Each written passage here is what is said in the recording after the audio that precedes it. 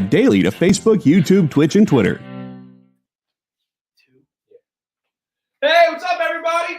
I suddenly realized I wasn't as prepared as I thought I was. Welcome. It's Matt Jack's Comicrypt. We're hanging out here. I'm Brendon. There's Jason. There's Aaron back there. We're here to sell some books. Okay, so I'm going to give you a little, before we go to our little, we got Parker here hanging out with us again. She's asleep, so I'm not going to pick her up because that just doesn't make her happy. But I want to at least give you a heads up. If you're looking here and you're like, more Spider-Man, Brendon, don't worry. What we're going to do is we're going to blow through the rest of the amazing Spider-Mans that we have and a couple of webs and things like that. And then we're going to get into this new, it's all from this new collection. But this guy really liked Todd McFarlane. So we're also going to pull out some early Todd McFarlane art from Coyote, DC's Infinity Inc. We got some Batmans. We got a bunch of stuff here, okay? Because here's the thing. Going forward, I want everyone to know this, beyond a shadow of a doubt. This is the rally cry, the battle cry. Every time we start this show, going forward, I want every single person to know this fact. We sell comics. Trademark it. Peace.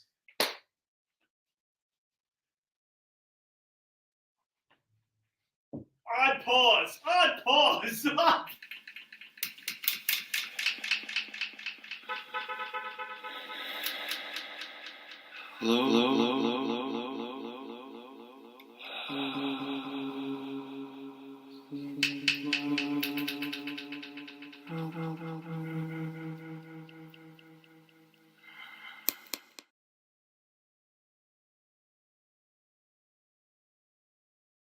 Yeah. All right, everybody, welcome back. Okay, so I'm sorry, I was moved to tears by your speech about selling comics. I was all emotional. It's as Jason says, this is our brand. We don't disappoint in that regard. All right, so real quick, for anyone who might be joining us for the very first time, let's just get the business out of the way real quick. We're a claim sale show. So if there's anything up here that you're interested in purchasing, please claim it in the chat. Be as specific as possible. So again, to avoid anyone getting, whatever the term is, getting sniped or whatever. Even if you're on the fence, just claim the book. We'll talk about it, and if you change your mind, we can unclaim it. No problem. It's why we're live. We're here. It's a simple, copacetic or whatever. God, man, language is not my forte right now, or maybe ever. Barely worse than I do. I know. Okay, so claim the books in the chat, all that kind of stuff. If you're in the Philadelphia area, which is where we are, we're here in our Center City shop here. There's my boy Zane in the chat. Word man. Hey, Gary. Let me know. Did the Phillies win? They got beat by what, 7 last night? No. During the day. Let's not derail. Let's not. Just. I'm curious. Okay, so if you're in the Philadelphia area, your books will be here for you to pick up. If you are over closer to our Oakland, New Jersey shop, we will send those books over there for you to pick up. If you are outside of the Philadelphia, New Jersey area and need us to ship you books, we're going to need to get your contact and your shipping information. And the best way to do that is to email us. Our email is, there it is all down there, fjccshow@gmail.com. That is something that Al checks usually Monday and Tuesday. So if anyone has tried to contact Al on a Friday or Saturday through that email and he didn't get back to you, it's because he pretty much, there's only 2 days he really looks at it. Right at the bottom of the 8th. Yeah. So Al will need to get your contact and shipping information, and so he can send out invoices and all that kind of stuff.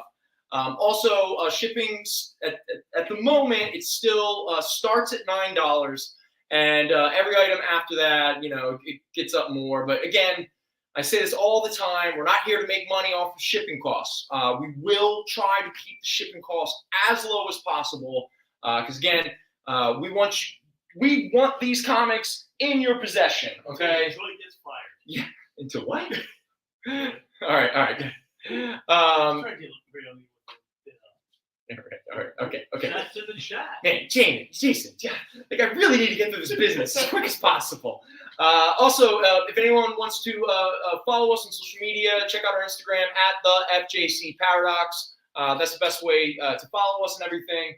Also, we are still we're still doing our Latchkey Manifesto mixtape experiment, Volume 7, the one that was created this week.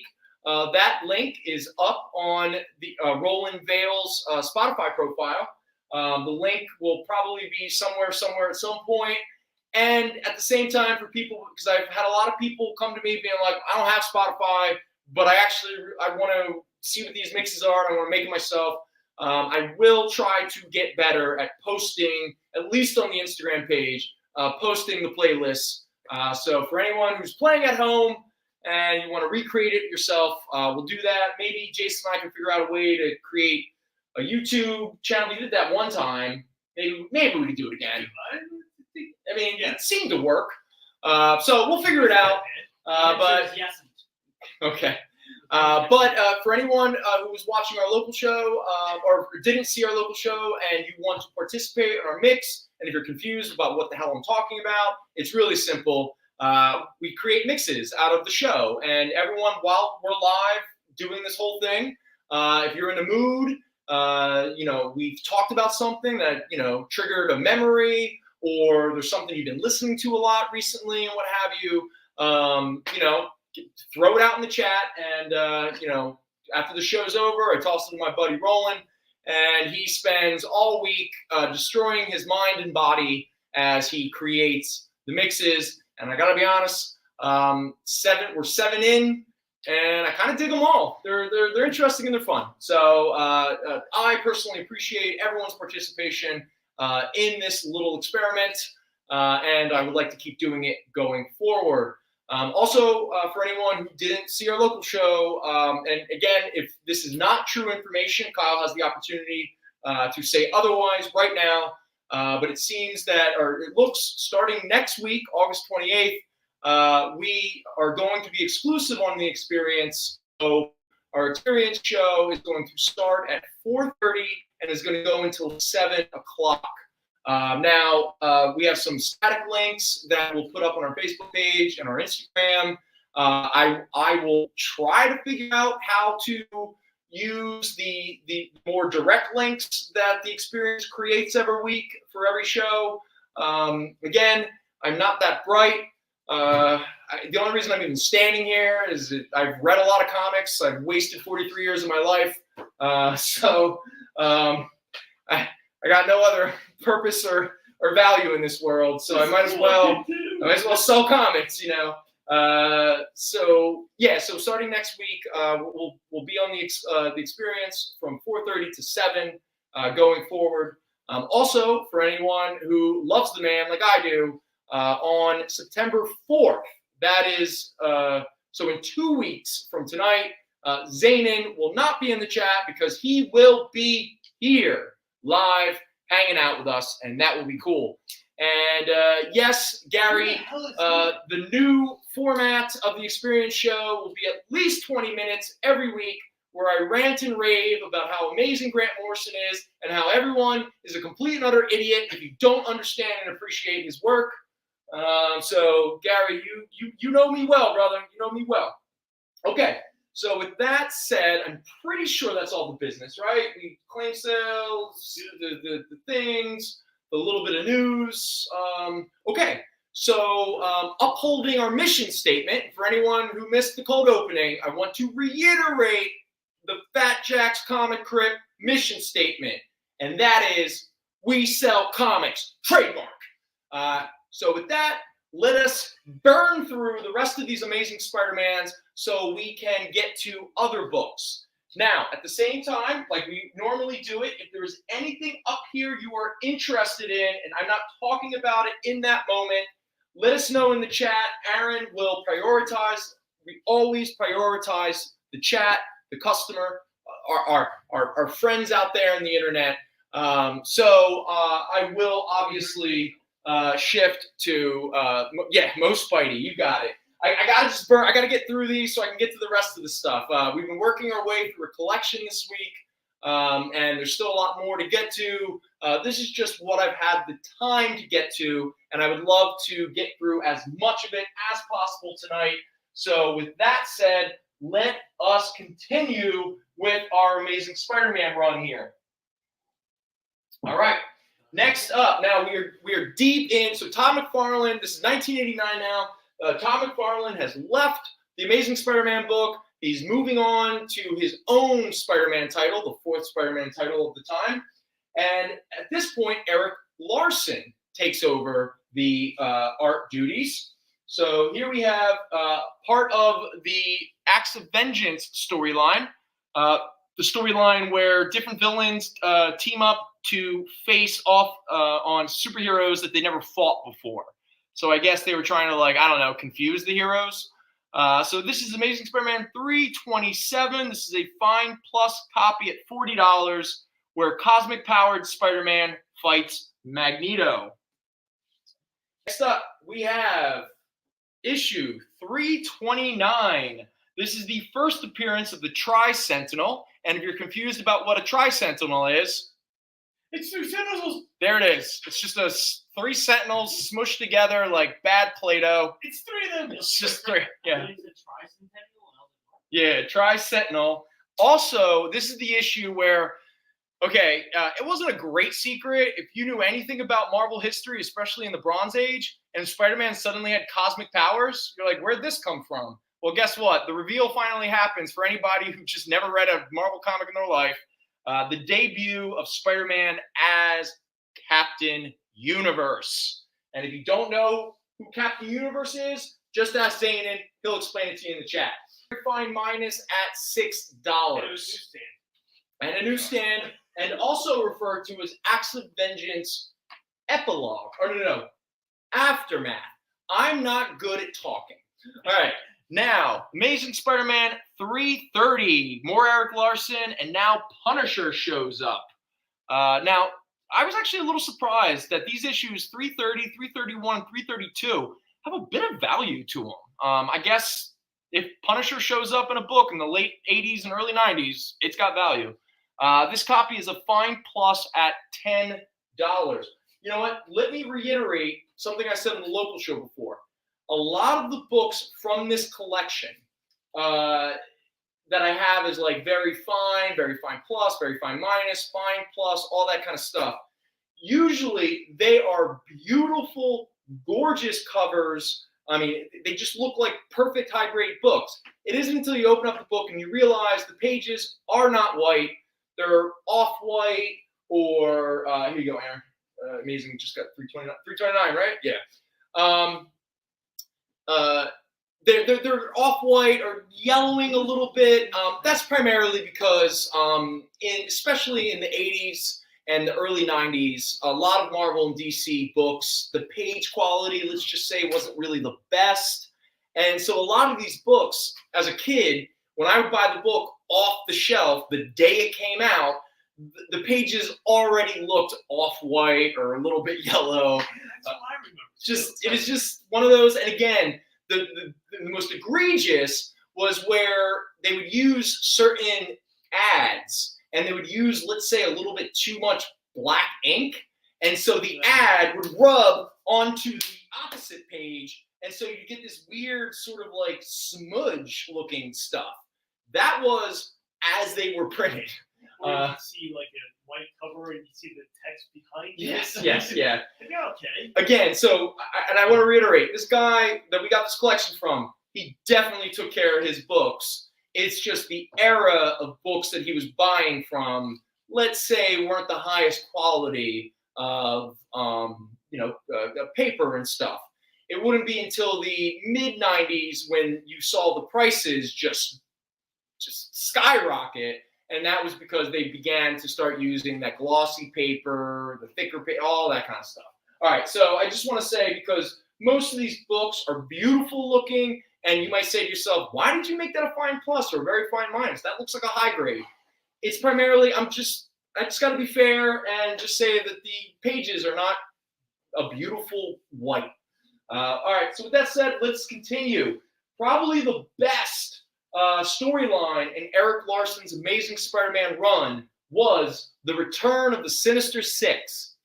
Now, just to let you know, because the Sinister Six has become so famous as the, Spider-Man's villains all get together and they're like, hey, we can't beat Spider-Man by ourselves, so why don't we all team up and kick his ass together? So the funny thing is that a lot of people are not aware of the Sinister Six prior to this storyline and prior to issue 337, which we'll get to in a moment. The Sinister Six only appeared in one book, and that was Amazing Spider-Man Annual 1. So, in fact, despite the fame of the Sinister Six, it took almost 30 years before they reappeared. So with that said, let us talk about this 6-part Sinister Six storyline. First up, issue part 1, 334, Very Fine at $5. And now we have 335. This is part 2, Very Fine, $5. Next up, 336. Very Fine, $5. 334? Yep. All right. There you go. All right. That was 336, part 3. Now, this is the big key out of this storyline, and that is issue 337. Now, that copy is a Very Fine at $20. Now, this is referred to as the first team appearance of the second Sinister Six lineup. Now, the difference between this grouping and the original lineup is instead of Kraven the Hunter, you have the Hobgoblin. So that's the only difference. Very Fine, $20. He's kind of still dead at this point. Because Kraven is dead at this point. Yes, yes. Kraven has been dead for about 2 years at this point. Yeah, he's not around anymore. Next up, part 5, the penultimate chapter, the Return of the Sinister Six. Very Fine minus $5. Issue 339, the final chapter of the Return of the Sinister Six. Very Fine, $5. Which one? 338. 338. Okay. Hi, baby girl. How you doing? Getting bored? Yeah. Looking outside the window for a while. Good, good. You protect us, sweetie. All right. All right. Next up, issue 340. All right. We're still in the we're still in the Larson era. This is a Very Fine Plus copy at $6. Also, the first team appearance of the Femme Fatales and the first appearance of Knockout and Mind Blast. That's Knockout. That's Mind Blast. In case anyone cares. Very Fine Plus, $6.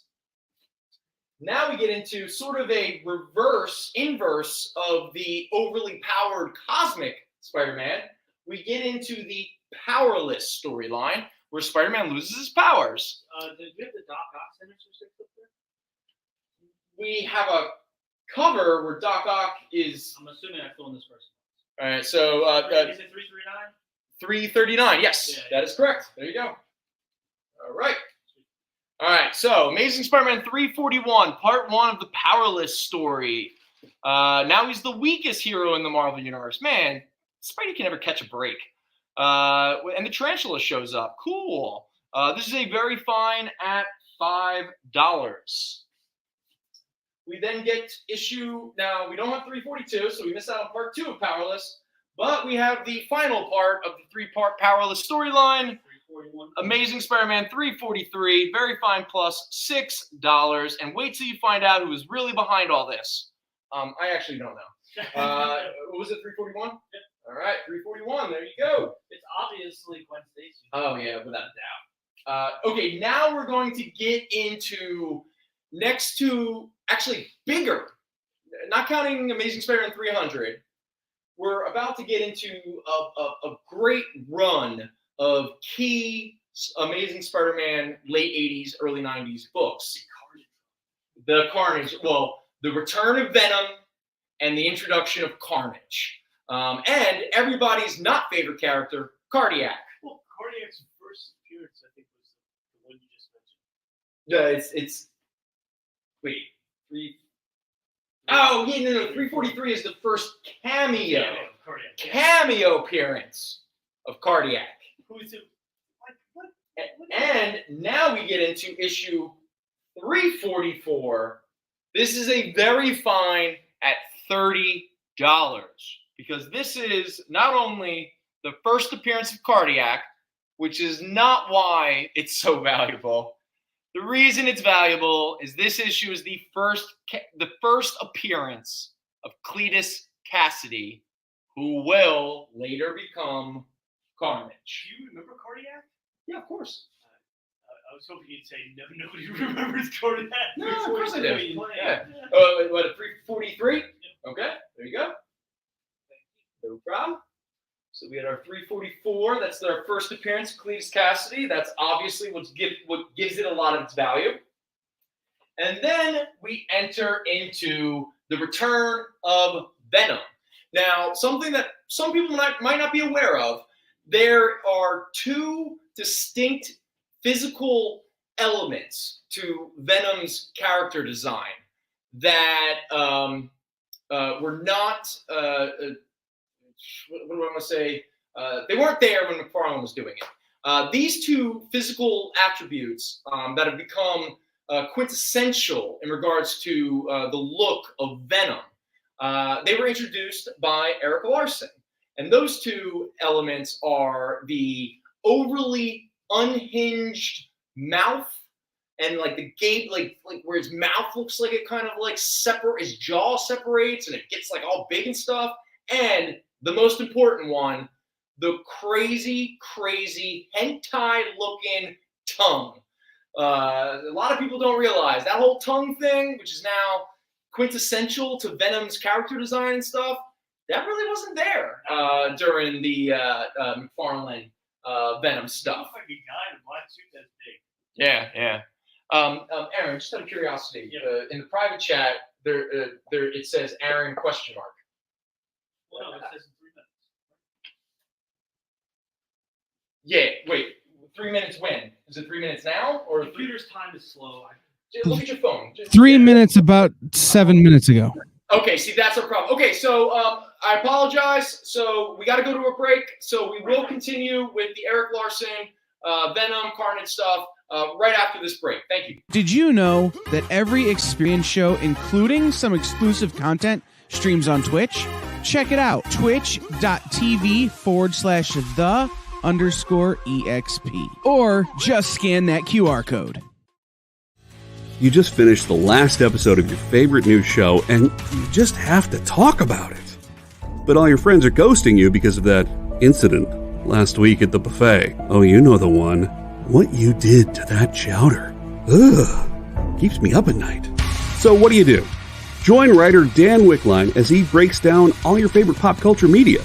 Whether it's a review of the latest nerdy TV show or a dive back into the history of your favorite comic characters, Dan's ready to discuss all the hottest topics live. Join the conversation as Dan live streams Tuesday through Thursday at 5 Eastern, 2 Pacific on Twitch, Twitter, YouTube, and Facebook. The Dan Wickline Show on The Experience. Comic culture and sales.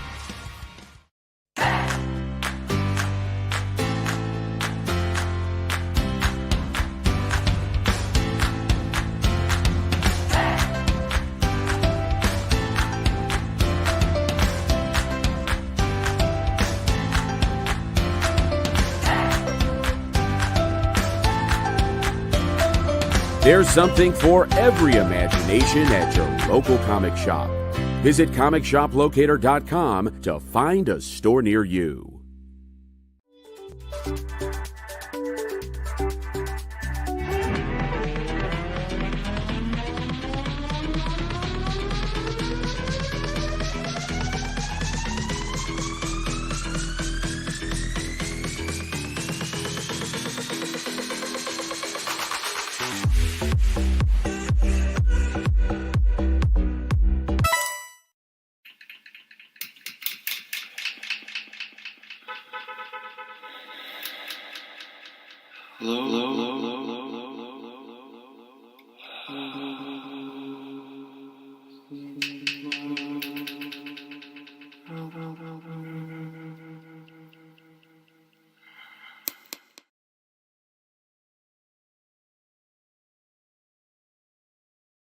What's up, everybody? Welcome back.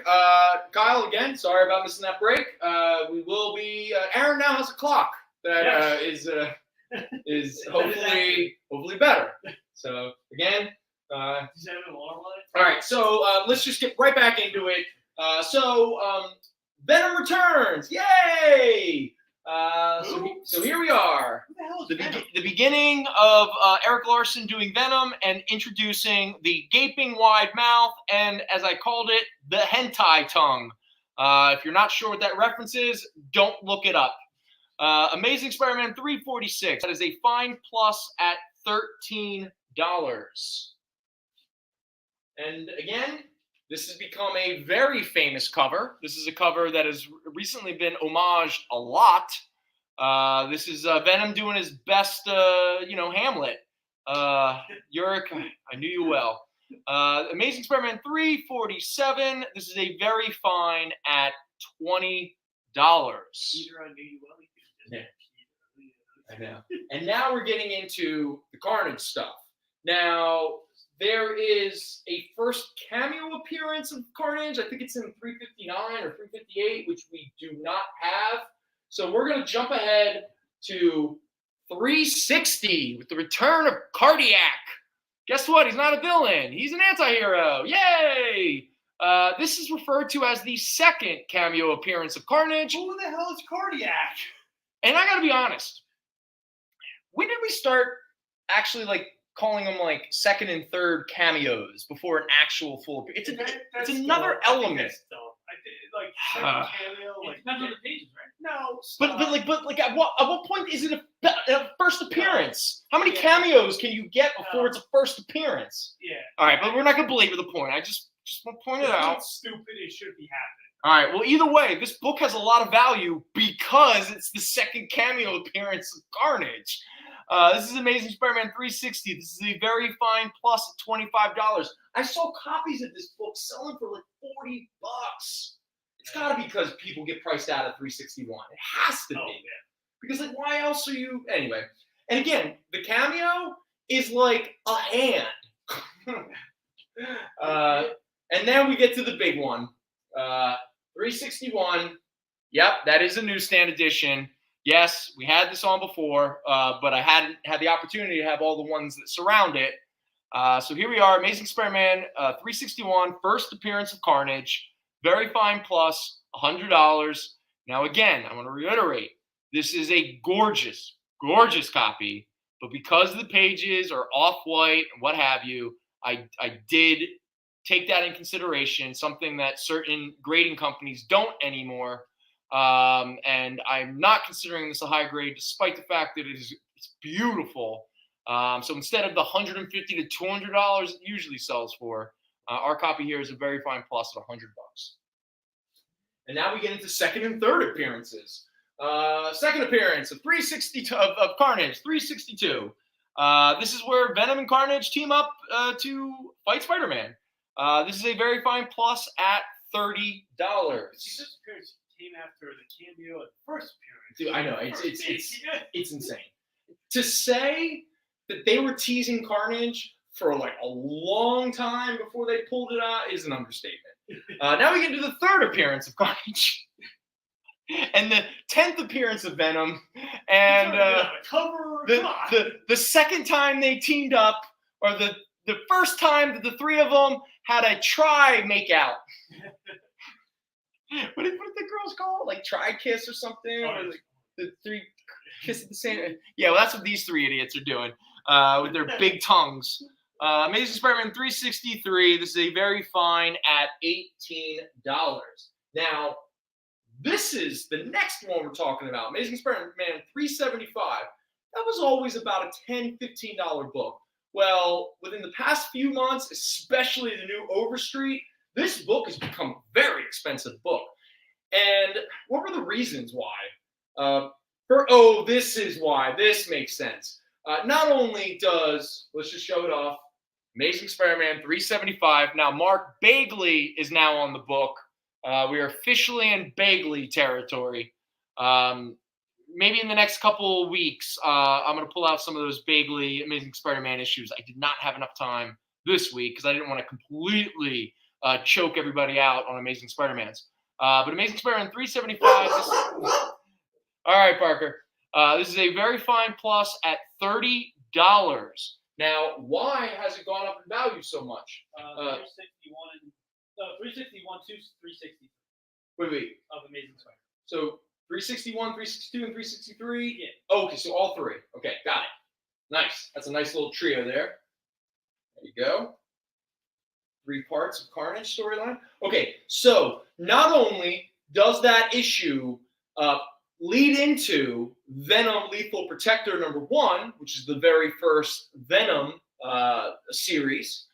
This is also the beginning of Marvel beginning to shift Venom in from a full-on supervillain to like an anti-hero. So you're already getting that, and that's very important to the Venom mythos. But you have 2 first appearances that are important to Venom. First up is the first appearance of Carl Brock, which is Eddie Brock's father, and the more important one, especially because of who she becomes later, and that is the first appearance of Anne Weying, Eddie Brock's ex-wife, who will later become She-Venom. Shanam. Shavenom. 375? All right, there we go. Go.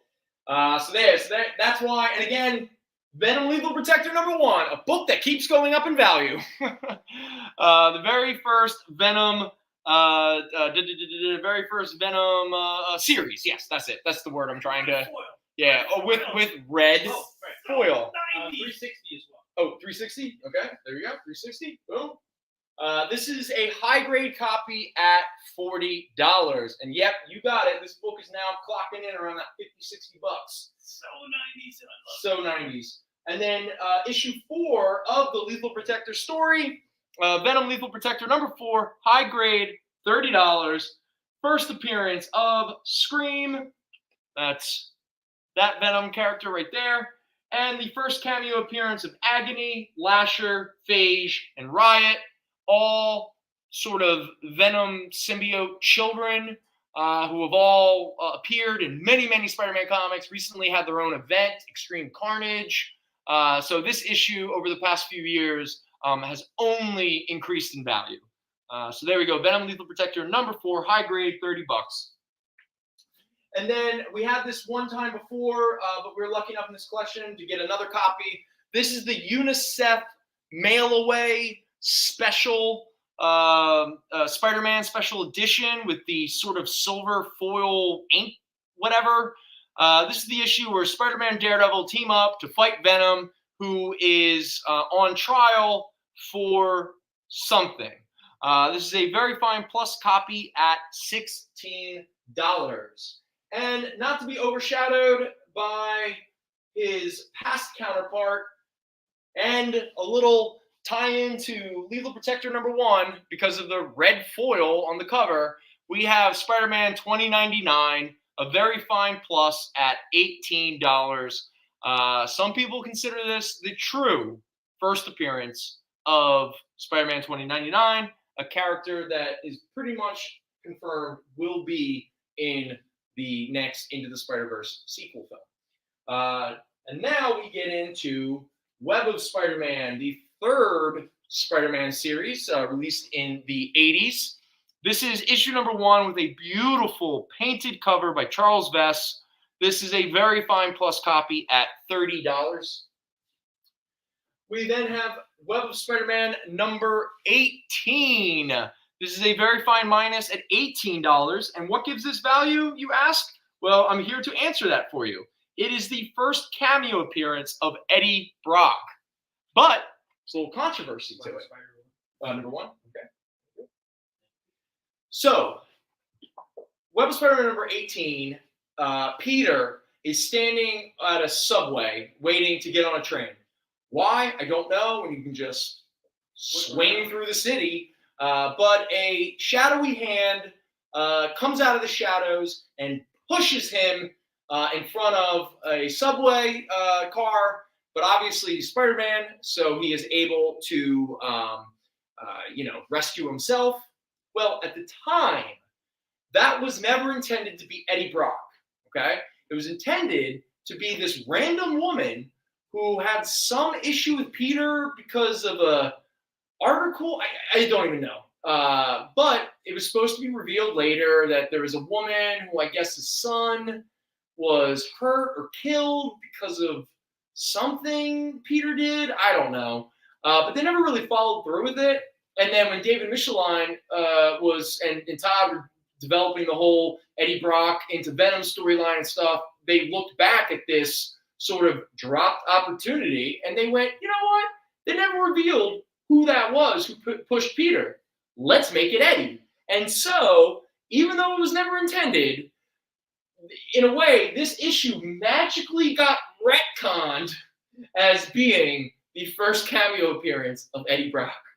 So there you go. Web of Spider-Man number 18, very fine minus $18. And now we have part 1 and part 4 of the very famous Kraven's Last Hunt storyline. So here we are, Web of Spider-Man Newsstand, issue 31. That is a fine minus at $6. And then we have next to Kraven at the tombstone with the suit, and obviously the issue where Kraven actually commits suicide.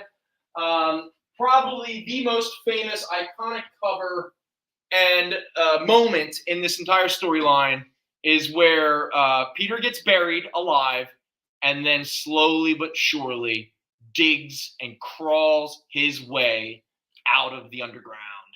And there you go. There's Spider-Man coming out of his own grave. Newsstand. This is a mid-grade copy at $8. And then probably the biggest key of the late Web of Spider-Man run, and that is issue number 70, the first appearance of Spider-Hulk. That is a fine plus copy at $10. All right, there we go. Okay, so we're done our Spider-Mans for now. There we go. We made it. We did it. Woo! All right, cool beans. If anyone has any questions about what's up here now, please let us know. Aaron's paying attention to the chat. He will inform me, and we will go from there. Also, these are the books that we had on the local show. Let me just point out we had a few amazing Spider-Mans. They're there. But we also have X-Men Annual number 14, the first cameo appearance of Gambit, high grade, $100. The very one? Yeah, there it is. There you go, no problem. So we had X-Men Annual 14, first cameo of Gambit, high grade, $100. Daredevil number 270, that is a very fine plus at $30, first appearance of Blackheart.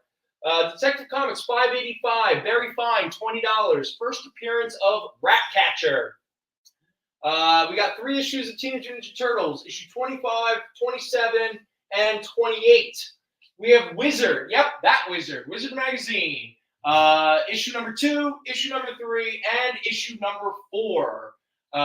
Ghost Rider, Wolverine, and Batman. We also have Visionaries, Knights of the Magical Light, number 1. Another great toy line and cartoon and holograms and all that fun. What? Spider-Hulk, right? That one right there. We also have 2 Marvel Milestone reprint editions. Amazing Fantasy, number 15, first appearance of Spider-Man, and X-Men, number 1, first appearance of Magneto and the X-Men. We also have X-Force, number 1. They are sealed, and that is, one of them comes with the Cable card, and the other one comes with the Deadpool card.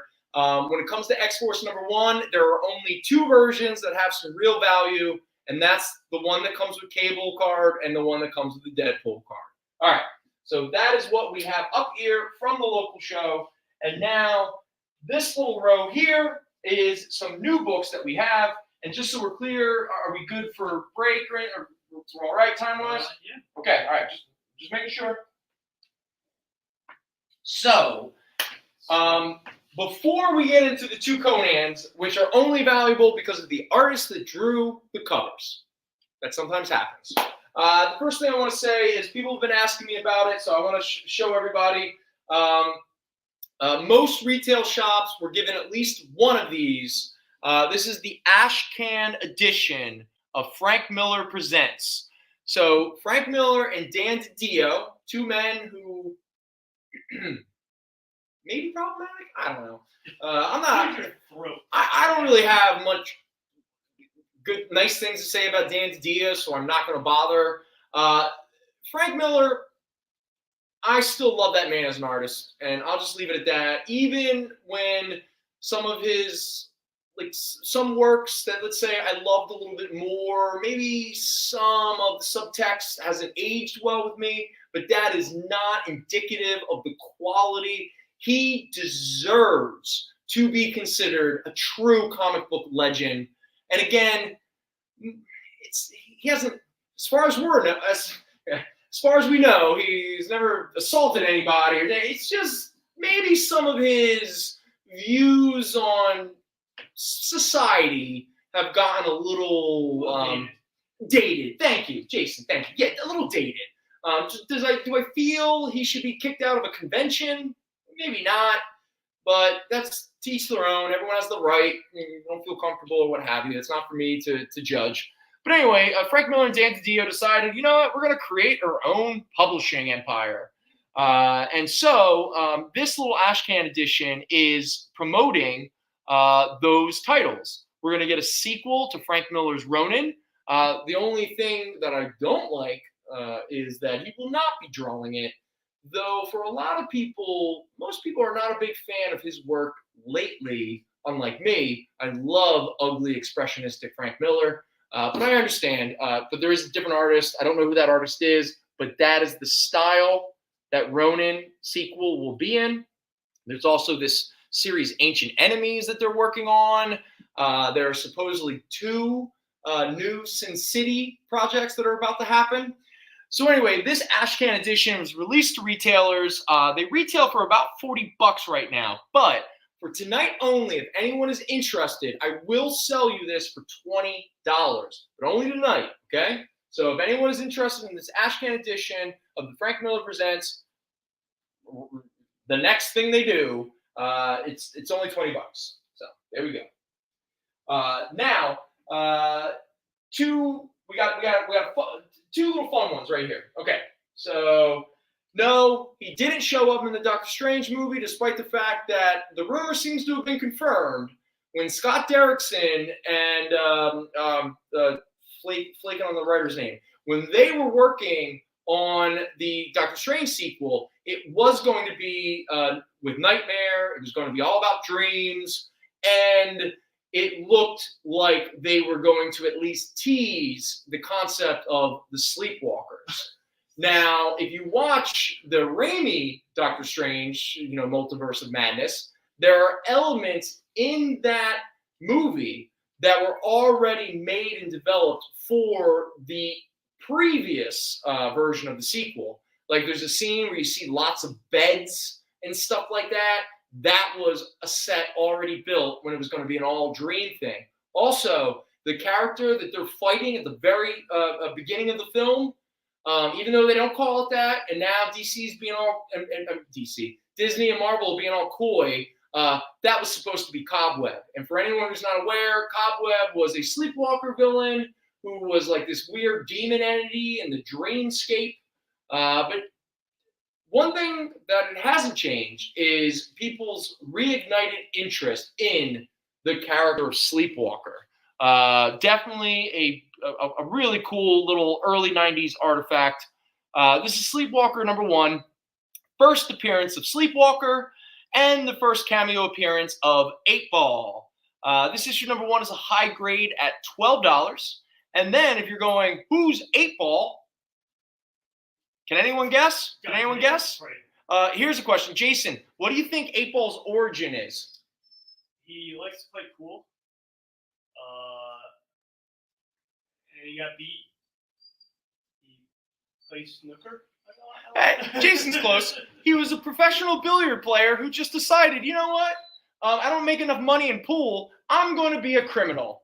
And I'm going to create a big old 8-Ball head. I got to be honest, though.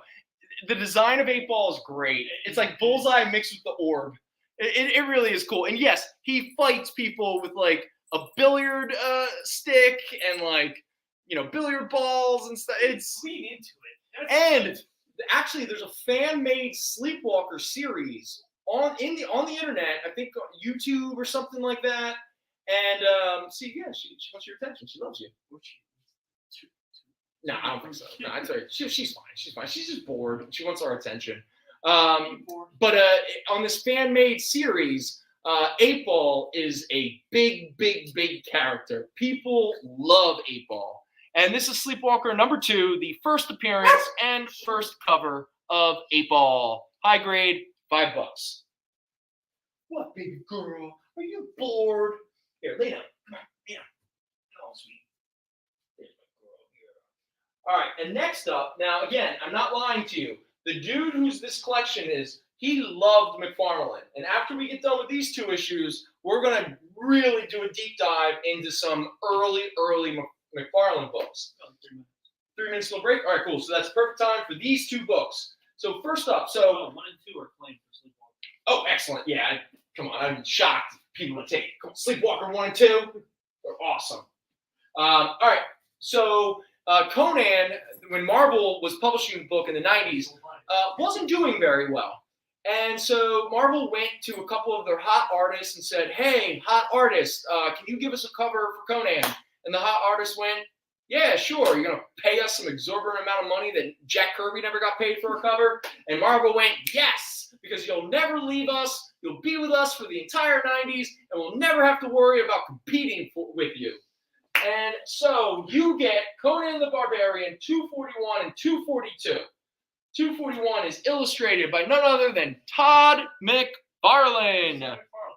I know. Now this book, okay, I have this as a high grade at $30 because I get kind of uncomfortable when the only reason the book has value is purely because of the cover, because this is a book right now that is somewhere hovering in that $50 to $60 range. But there you go, Todd McFarlane doing Conan. And again, I'm going to reiterate, just the cover. High grade, $30. And then, not to be overshadowed by his peer and contemporary, here we have Conan the Barbarian 242, where Jim Lee goes, oh, Todd, you just drew Conan? Well, I'm going to draw Conan and Red Sonja making out with swords. And so there you have Jim Lee drawing Conan and Red Sonja going at it. High grade, $30. All right. And so with that, we're going to take a break. And when we come back, we're going to do some McFarlane Coyotes, McFarlane Infinity Incorporated, and whatever the hell else I can pull out of these boxes. See you in a minute. Imagine being at a convention and going to an interview panel that's just for you. No bustling crowds, no hours-long lines, just you, the moderator, and your favorite comic book creators. Well, this is pretty much that. Miss Jen sits down every week with 2 comic book creators for a live stream interview about their latest work, and you can ask them whatever you want. It's Talking Shop, Mondays at 5 Eastern on The Experience, Comic Culture and Sales. Get the inside scoop on everything happening at The Experience every week. Join our mailing list by scanning the QR code at the bottom of the screen and then watching your email inbox.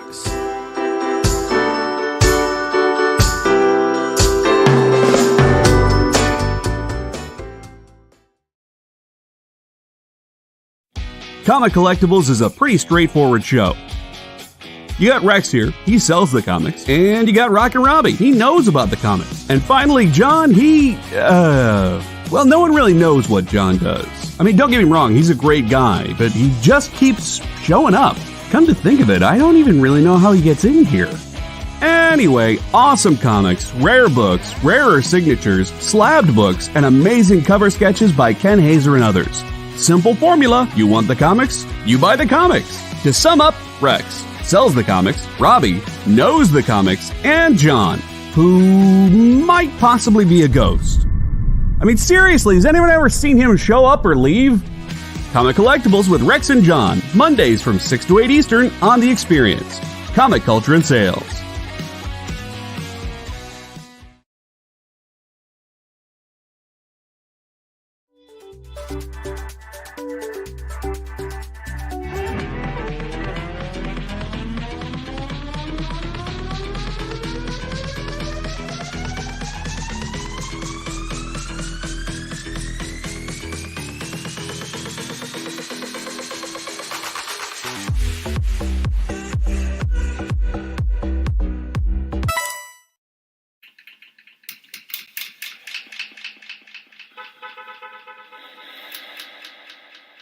Hello!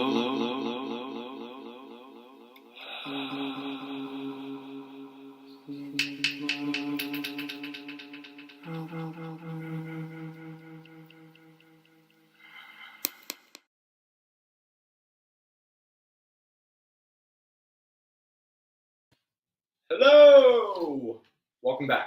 All right, so as you can see here, a lot of McFarlane. All right, but before we do those McFarlanes, just to kind of change the pace a little bit, here we have Wolverine 145, a little anniversary issue, a little silver foil.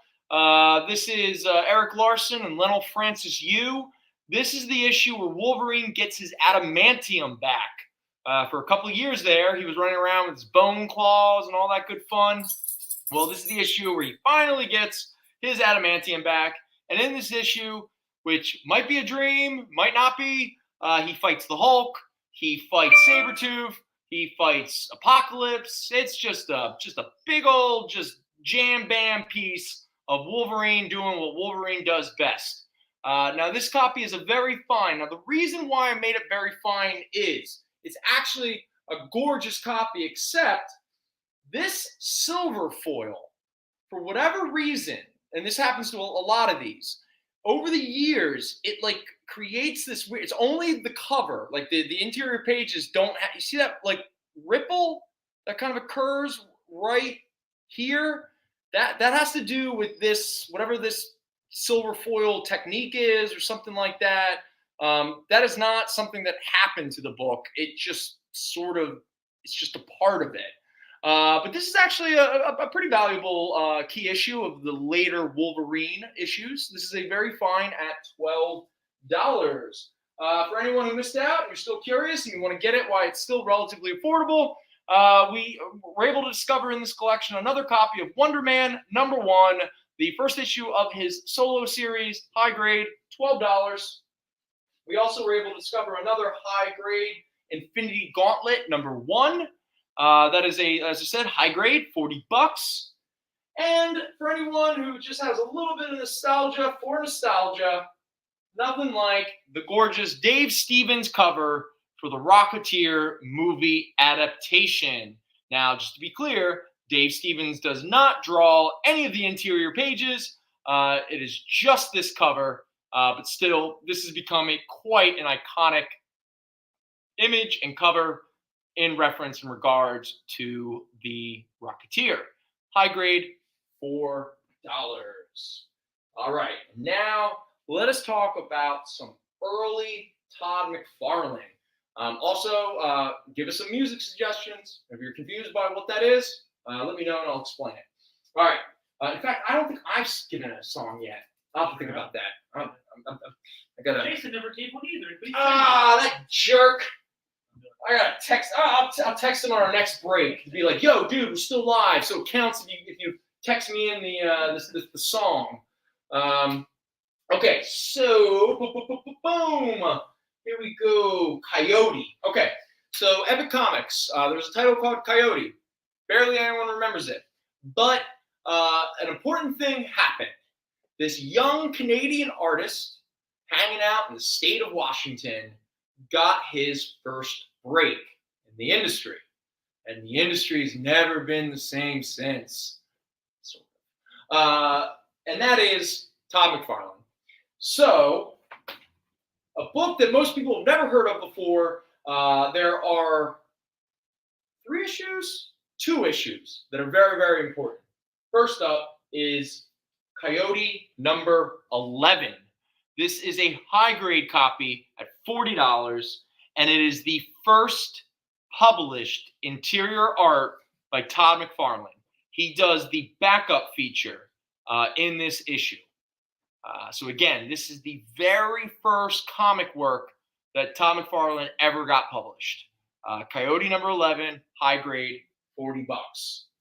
And then we get the very first cover art that Todd McFarlane ever got published. Coyote #13. Now, this is a very fine plus at $18. There you go. And just for the sake of Whatever. Coyote number 14 with a crossover with Badger, the schizophrenic superhero. High grade, $6. Now, right as Todd McFarlane was getting his work published in Coyote, he barely had 8 pages published and a cover when DC came knocking. And they brought him into the fold, and they put him on a book that, was it popular? Is there anybody out there in the chat right now that was slightly not a child in the 80s that was reading Infinity Incorporated? Was that a book that was selling well? It definitely lasted for a while. I mean, it made it well into like the 30s or 40s or so. But Infinity Inc. is the first true series and consistent work from issue to issue to issue that Todd McFarlane drew. And you can actually really see through the course of these issues his style beginning to develop and grow and evolve and all that good fun. What's up? Phil's lost 10 to 9. God, Phillies! So close. Oh, man. I wanted to go home and watch the highlights and feel good about it. Instead, you know what I'm going to do? I'm going to go home and keep reading Grant Morrison's Batman run. One of the greatest Batman runs of all time. All right, here we go. So Infinity Incorporated. All right, so we start with issue 13, the very first published art for DC Comics by Todd McFarlane. So, and this is also, just so we're clear, this isn't even really like a backup feature or anything of that nature. This is Roy Thomas being like, yo, everybody, pay attention to this new, young, up-and-coming Canadian artist that we're going to develop. So in this issue, which is also the reintroduction of the old Bronze Age anti-heroes, Rose and Thorn, but this is the first published artwork for DC by McFarlane, but just so we're clear, it's just a one-page pinup. So it's just Roy Thomas just being like, yo, look at this dude's art, because we're not telling you yet, but you're going to see a lot more of them, because starting next issue, he's going to end up being the regular artist. So this is a high grade at $4. And now we get into the real key of the early McFarlane DC. The first cover and the first interior art for an entire issue of Todd McFarlane. This is also, technically speaking, only the second fully drawn story by McFarlane, because issue 13, which has the cover, that's the issue where he actually drew most of the interior art. In this one, it was just a couple pages of a backup. In this one, like I said, it was the cover and the interior art, but that was it. Because right after Coyote number 13, DC poached him, and then threw the pinup in issue number 13 to sort of let people know who's coming. And then you get issue number 14, which is official. Todd McFarlane becomes the regular artist for Infinity Inc. So there you go. That is a high-grade copy at $12. And next up, we have issue number 17. This is a high-grade copy at $8, and it is the first team appearance of the Helix. The Helix consisted of Mr. Bones, Rock, Critter, Dow Jones, Penny Dreadful, and Baby Boom. I challenge, except for Mr. Bones, that's obvious, but I challenge the chat to actually tell me who is who. Who is Rock, who is Critter, who is Dow Jones, who is Penny Dreadful, and who is Baby Boom. So Infinity Inc. 17, high grade, $8. 14 is fine. 14, all right. There you go. Go. All right. Next up, we're just going to kind of burn through our Infinity Inks. This is issue number 18, high grade, $4. Now again, these are all drawn by Todd McFarlane. Issue number 19. That is a high grade at $4. It is also the first appearance of Beth Chapel, who will later become Dr. Midnight, and the first appearance of the villain, Mechanique, who is inspired by the old silent film Metropolis. And then we have issue number 20, high grade, $4. First appearance of Dr. Midnight, and the first appearance of Rick Tyler, who will later become the second Hour Man, who was an old Golden Age hero for the Justice Society of America, all that kind of stuff. And if you're like, who the hell's Hour Man and who the hell's Dr. Midnight? Don't worry. They both appear on this cover in costume for the first time. This is Infinity Inc. number 21, high grade, $4. The first appearance of the second Hour Man, and Dr. Midnight gets a costume. There you go. And next up, we have issue number 22. Now, for anyone who's been watching the Sandman TV show, that's Lita Hall. That's the, it was very confusing. And I'm not going to bore everyone with that right now. It doesn't matter. I'm derailing myself. High grade, $4. This issue is, that's it. All right, let's get through these. So next up, we have issue number 23, high grade, $4. Issue number 24, high grade, $4. Issue number 25, another high grade at $4. Issue number 26, high grade, $4. Number 27. Oh, there's Lita Hall and Hector Hall. Again, some weird stuff going on. High grade, $4.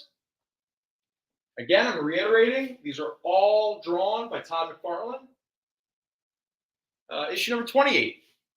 High grade, $4. Number 29. High grade, $4. Number 30. High grade, $4. Number 31. Now, number 31 is the Star Spangled Kid becomes Skyman. I have no idea who the hell those characters are. That is a high grade at $4. Issue number 32 with the Psycho Pirate. Do we have 16? High grade for $4. And yeah, wait, 16? No, 16. I know why people are looking for 16. Sorry, 16 got nabbed as I was pricing it. I'm assuming that's the first appearance of Mr. Bones, Dr. Bones. Yeah, Mr. Bones. Yeah, that was that's a big first appearance, and regrettably, someone just had the fortune of seeing what I was pricing and going, "Is that for sale?" And I went, "Yes," and they went, "Then it's mine." And that was that. Issue 32, high grade, $4. This is the issue where the Green Fury becomes the Green Flame. And if you don't know who the Green Fury or the Green Flame is, that is the character that will later be named Fire. She's the hot Brazilian green girl woman who's best friends with Ice, appearing right now in Tom King's Human Target, a brilliant series if you're not reading it. Issue number... Oh, yeah, also, issue 32 is the first appearance of the Tasmanian Devil in DC continuity. Yeah, that's right. Tasmanian Devil actually exists in the DC universe. Infinity Inc. number 33, high grade, $4.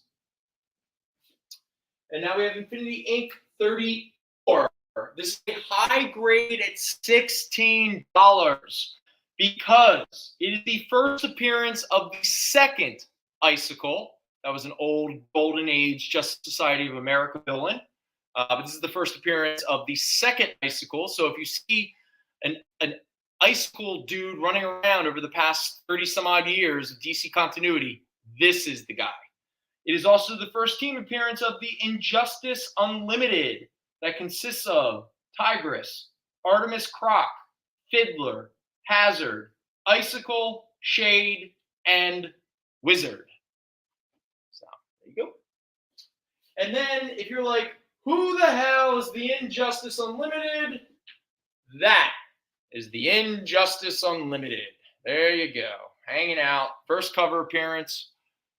Yeah. Issue 35. High grade, $4.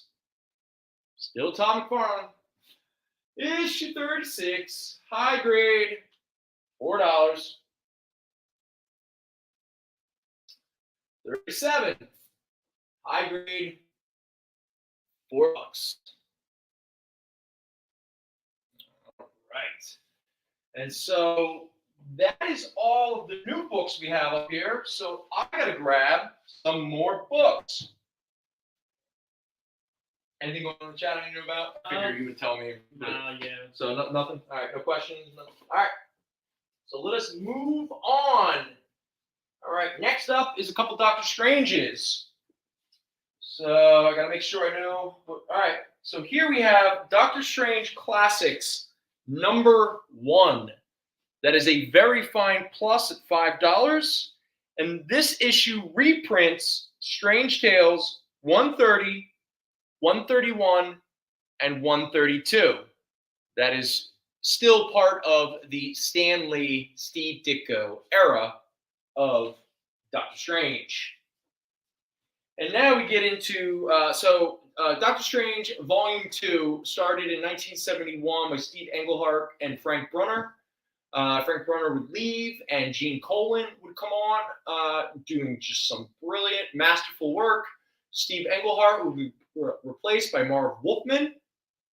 And then, right around when Marv Wolfman and Gene Colan and whoever took over after Colan for a brief period of time, when they were leaving the book, there was a brief moment, where Roger Stern was going to take over the book with this up-and-coming young Marvel artist.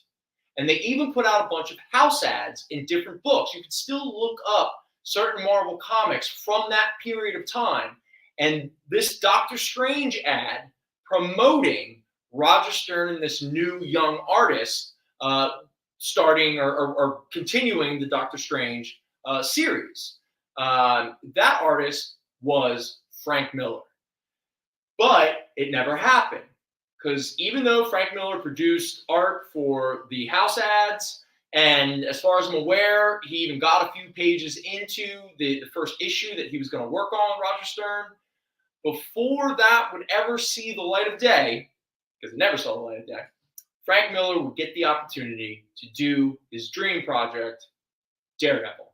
And so, instead of getting Frank Miller drawing Doctor Strange with Roger Stern in the late 70s, we instead got Frank Miller pretty much just next leveling Daredevil and writing probably one of the best late 70s, early 80s Marvel works or runs of all time.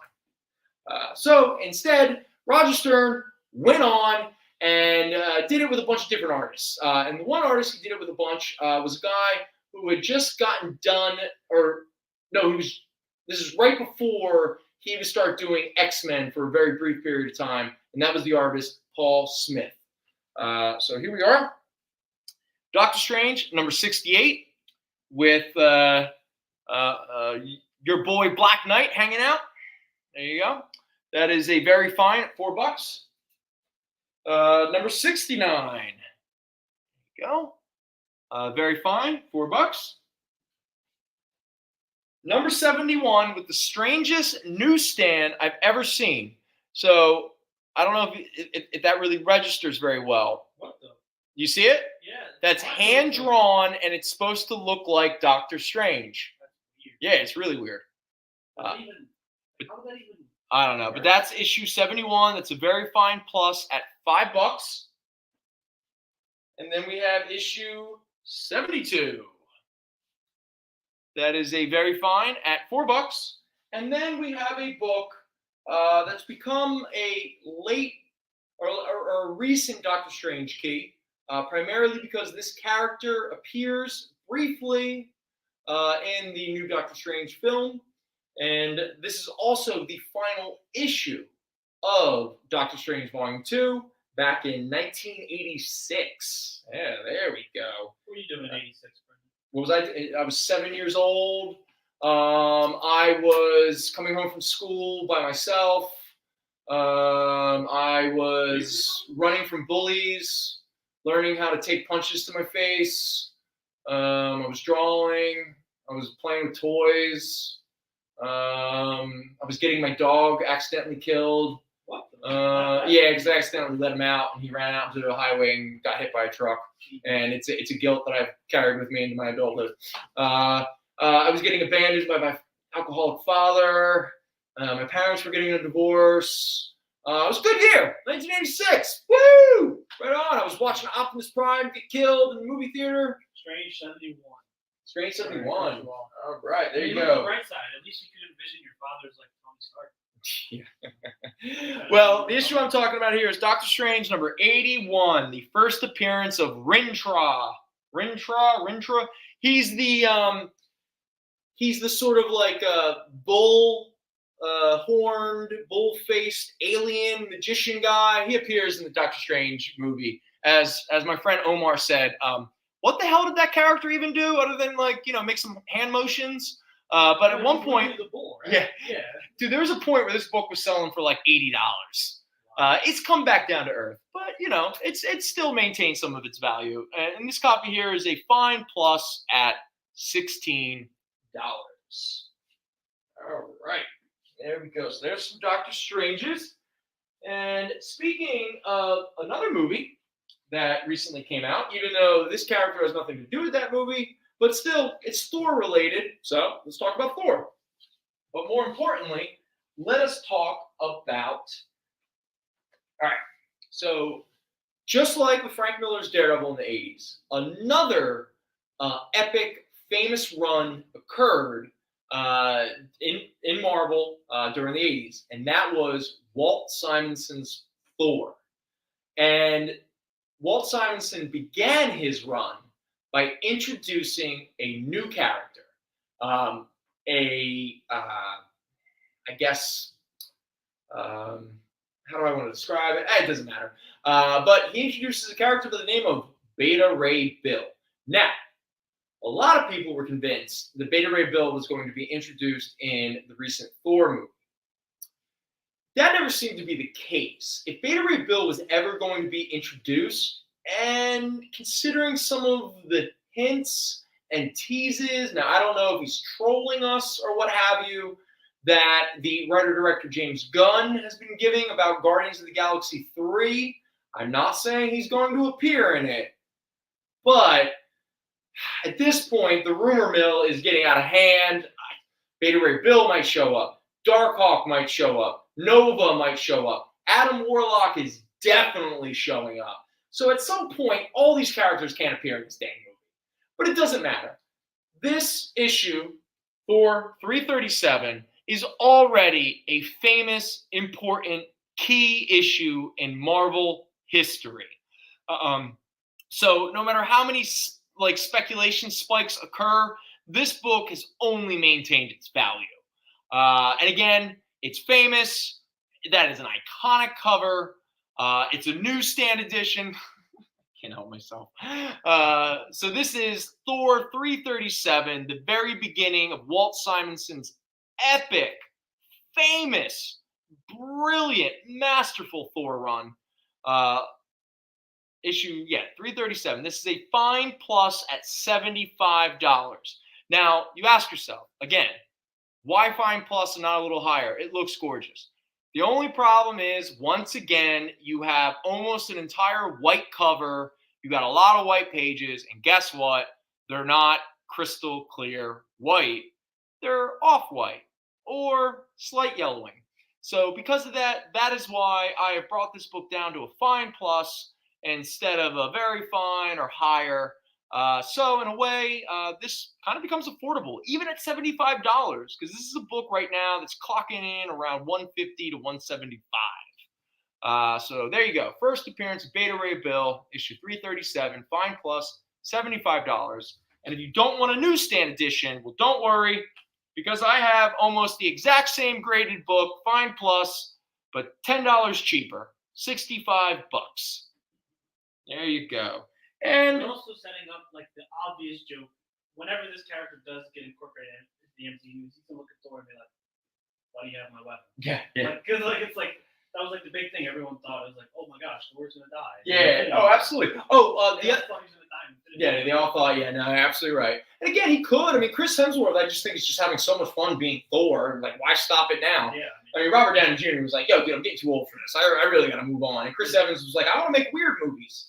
Real quick. Oh my gosh, what was that movie when they were all like waiting for the inheritance of the old guy? Oh, Knives Out. It's brilliant. That was Oh my. such a good movie. Oh God, dude. Brilliant. Love it. The other character that is introduced in 337 that I forgot to mention is the first appearance of Lorelei. Lorelei is the younger, same hotness sister as the Enchantress. So there you go. And then we have Mighty Thor 338, the second issue in the epic Walt Simonson Thor run. Also considered the second appearance, but also the origin. You find out the origin of Beta Ray Bill, and if the cover doesn't give it away, the first time that Thor and Beta Ray Bill fight and meet. Also, it doesn't really acknowledge it, but this cover is a little bit of an homage to Journey into Mystery 120, I can't remember, but it's the one. It's a very famous cover. It's where you got Thor to the left and you got Hercules to the right. So this is Simonson's little nod to that classic Journey into Mystery cover. So there you go. This is a very fine at $23. There we go. All right. Now let's. What we got? A break coming up or anything? Our next break is 7:30. Okay, so we got about 10 minutes. Got 10 minutes. All right. So let me. And as for the chat, Gary is just giving us tidbits. I can read one here. Give us. I want to hear what Gary's saying. Walt Simonson apparently had an interview where he clowns the current artist that's on Beta Ray Bill. Which is kind of mean. Okay. Oh, Walt Simonson. He's so rude. Yeah, Artists, they all become crotchety old men at some point. Like, I can't think of like out of the ones we've at least talked about, how many of these dudes like that made comics like the 70s and 80s, like they don't sound like they're doing too hot in their older age. Like you got Frank Miller, like being, like you guys were saying, like a weirdo basically. Kind of societal. He's 9/11 broke Frank Miller. Like that's just the reality. You can't even blame somebody. Like it's just Frank Miller's become very xenophobic. Let's just say he's very distrusting of certain cultures. Yeah, no. Like he and again, 9/11 was rough. Yeah, they were just like, oh wow, let's just for a lot of reasons. Let's just be really, really xenophobic, guys. Trust me. Yeah. It's like even after we've done like if anything else, if Facebook has proven anything, once you start getting your social security, you should probably not be on social media. It's just I don't know. Like I see that all the time. I see dudes like, yeah, I just got these foods and I'm about to sell them for some money. And I'm like, bro, that's not what they're for. You're supposed to work and then spend that money. I know. As long as they're not actually hurt. Anyway, fair enough. I'm not going to get on a soapbox. Again, we sell comics. We do. It's basically weed with paper. Yeah, well, they can use those food stands to roll them up. No. All right. Okay, so sticking with Thor for a little bit. Back in 1989, but the first issue would come out in 1990. Marvel was about, they were like, you know what? We need an infusion of new, young characters. And I've talked about this on the show before. So in 1990, they released, and a little bit in 91, they released a ton of new characters or legacy characters and a bunch of like new number ones and stuff. And from that, you got Guardians of the Galaxy #1. You got Darkhawk, Sleepwalker. You got the second Ghost Rider. So you just got a lot of different kind of characters. They're throwing a lot at the wall, trying to see what stuck for younger audiences.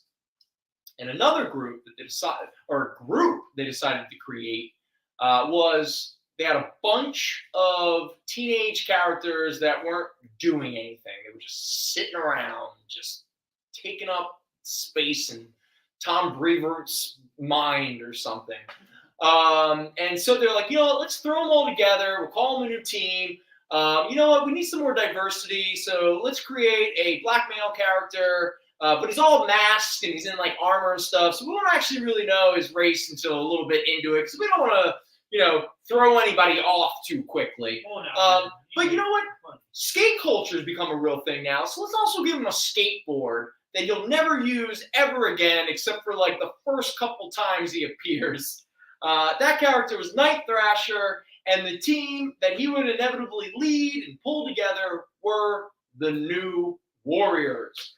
And so, during that famous 1989 storyline, Acts of Vengeance, as Thor's fighting the Juggernaut, suddenly this new team of teenagers, just a team just made for the Saved by the Bell generation, shows up. And that team, like I said, was the New Warriors. So here we have Thor 412, the first appearance of the New Warriors and the first appearance of Night Thrasher. Now, like I said, every other character on this team already existed. You had the Steve Ditko character, Speedball. You had Richard Rider, Nova, who for whatever reason became Kid Nova and changed his suit, the color at least. You had Namorita, the cousin of Namor. You had Firestar, who was created for the Spider-Man and His Amazing Friends storyline. And you had Marvel Boy, not to be confused with the Golden Age Marvel Boy. And not to be confused with his alternate reality version, Vance Astro, who appears in Guardians of the Galaxy. So this Thor 412, first appearance of the New Warriors and Night Thrasher, VF Plus, $30. Oh, Gary's got an excerpt from that interview. Oh, really? Yeah, he says, it was the artist on the current Beta Rebuild interviewing. Yeah, it was the current artist interviewing Simonson. Oh, and Simonson threw shade at the art. He did. No, well, he while they were talking? He did it in a coy way. So the artist interviewing was like, in my time, on the miniseries, I had a hard time trying to draw Beta Rebuild. Did you ever have any difficulties when you were drawing him? And he responded, basically, no, dummy, I made him. I made him. I literally drew him for the very first time. I drew him so I could keep drawing him. It must be the weird. Like a slam dunk. Yeah, that's good. Good old sign. Hey, good for you, Walt. Good for you, buddy. So soon after Thor 412, with the introduction of the New Warriors, obviously Marvel wasn't going to hold back because only a couple months later, you got New Warriors #1. Heroes for the 90s, as some editor or PA guy said. So there you go. New Warriors, #1. Very fine plus, $20. All right. And because I brought it up, by Jim Valentino, written and illustrated. And I got to be honest, in terms of nostalgia, I'm not going to sit here and push any of this stuff on anybody, but the first 25 issues of the New Warriors, written by Fabian Nicieza, I'll never get his name right. Illustrated by Mark Bagley. This is Mark Bagley, right as he was working on Spider-Man and stuff like that. That dude did a lot of work, and this is pre-Thunderbolts and everything. The first 25 issues, those two dudes did New Warriors together. Excellent. And Jim Valentino wrote and illustrated Guardians of the Galaxy in the early 90s. The first 25 issues of that series was brilliant. Now, again, brilliant from the perspective of an 11, 12-year-old Brendon. And so whenever I reread these two books, the nostalgia really seems to, I'm like, oh, I feel these are still good.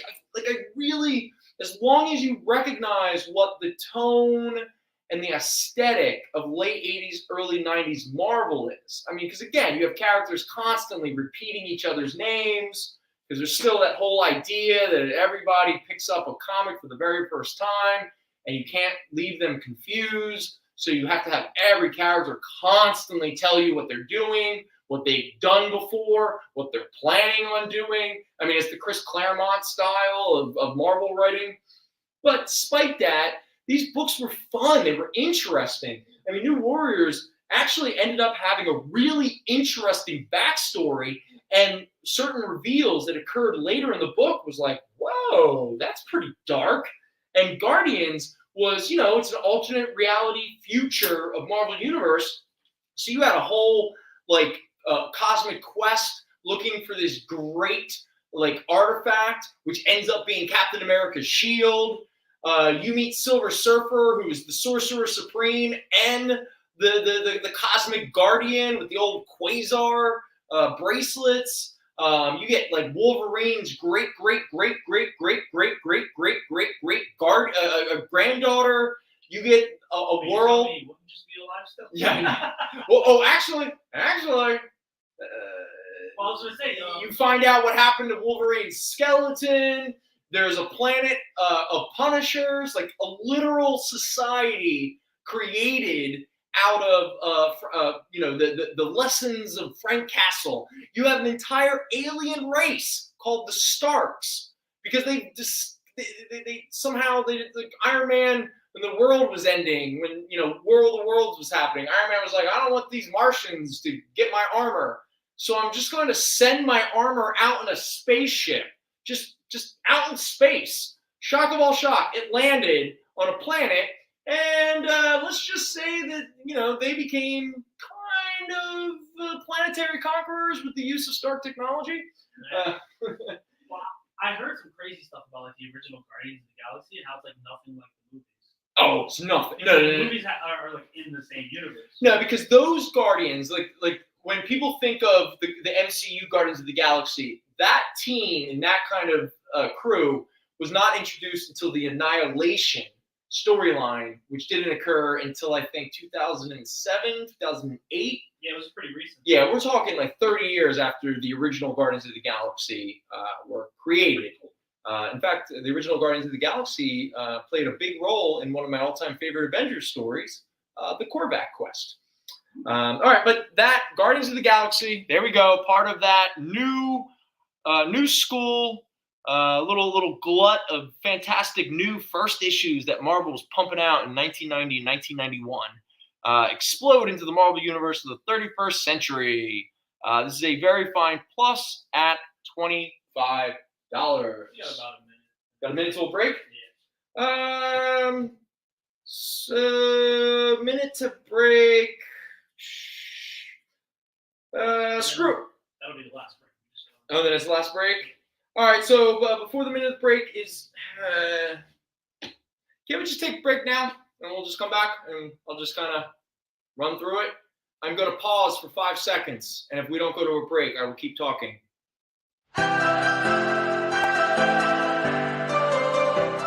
This is The Experience.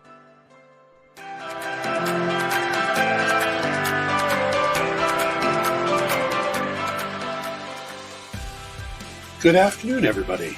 Hey there, hi there, hello there. You're as welcome as can be. Hi, I'm Nancy McCann. Welcome to Friday Night Live on The Experience. Welcome, everybody, to Fat Jack's Comicrypt. Brendon, Al, Jason, hanging out. There I am. Welcome back to Kicking It with Andre, folks. I am your host, Andre Kumpa. It's great to be here with you guys. So we are going to talk about books that are in stores this week. Hi, everybody, and welcome to Mishmash. Hello, and welcome to the Black Comics Universe, presented by Peep Game Comics. And you gotta love it that the first people in the minute to skim it are creators. Up, everybody! Welcome to another Wednesday Warriors. My name is Joey Galvez, and this is my pal Ambrosia. Hey, everybody! Welcome to Space Cadet. Hey! What's up?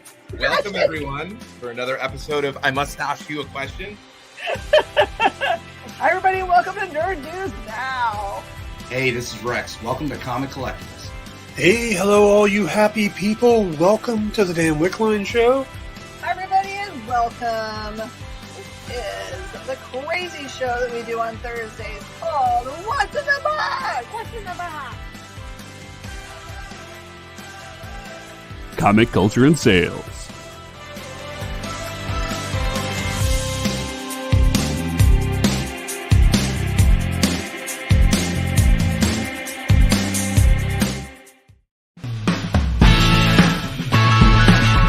Join the party.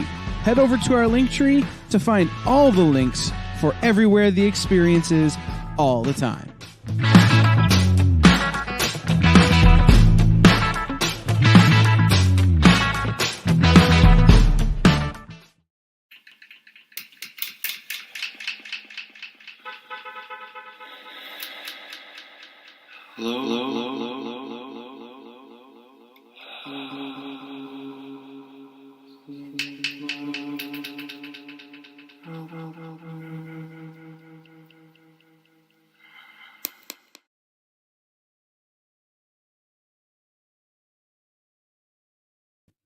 Welcome back to the Comicrypt, where we sell comics. Trademark it.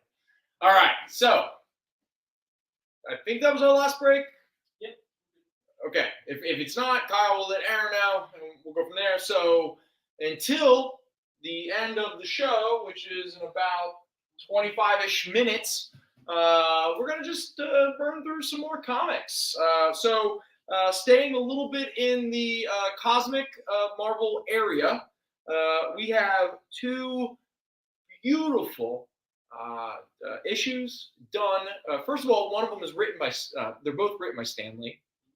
But more importantly, the artist for these two issues was none other than the very famous French comic book artist, Moebius.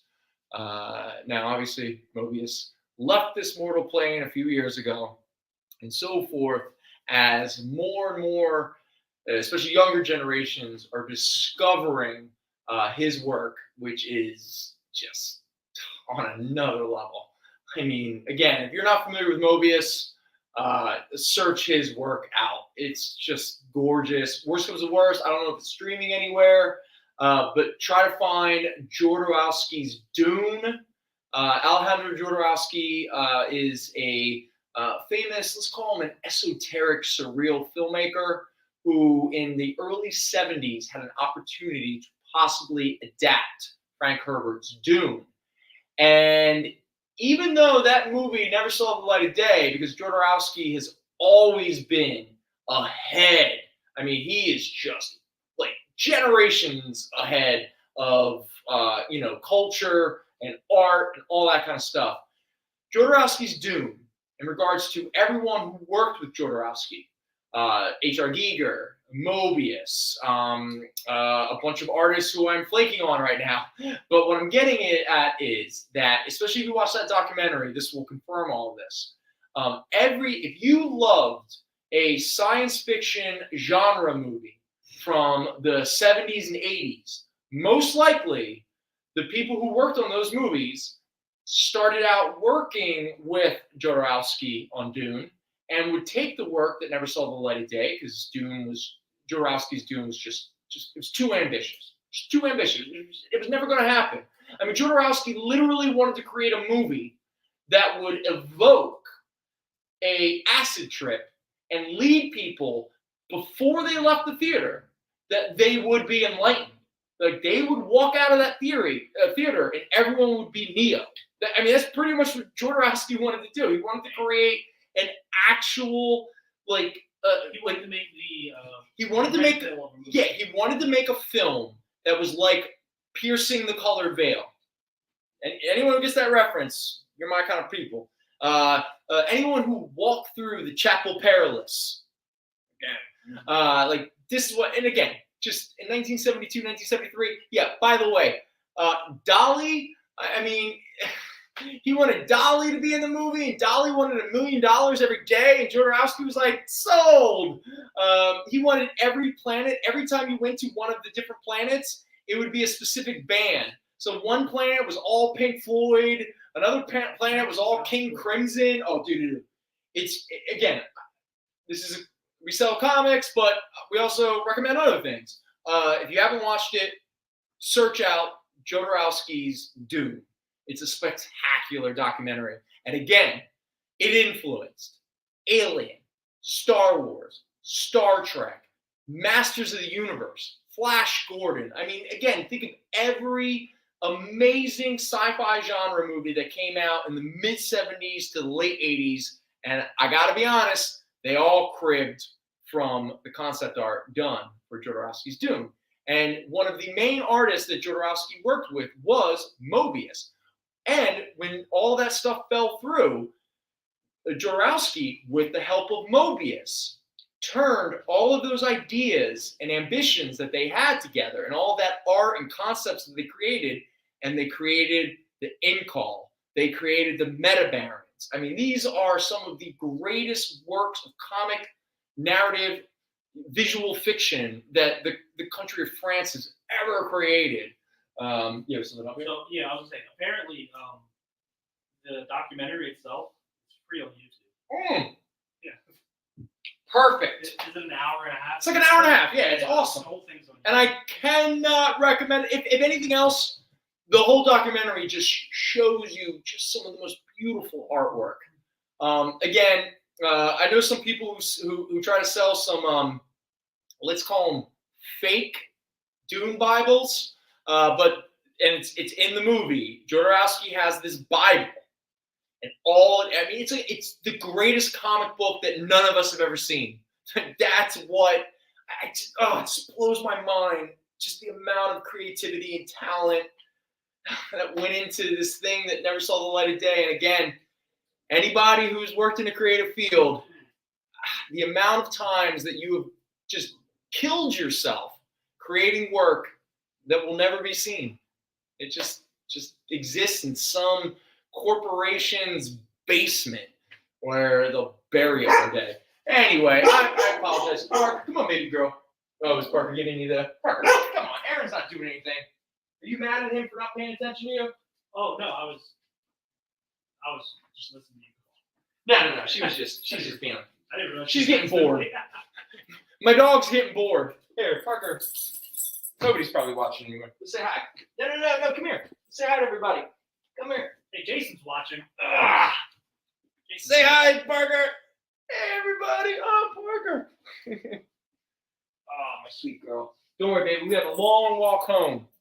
And I have to carry a box of comics, so please don't pull that much. All right.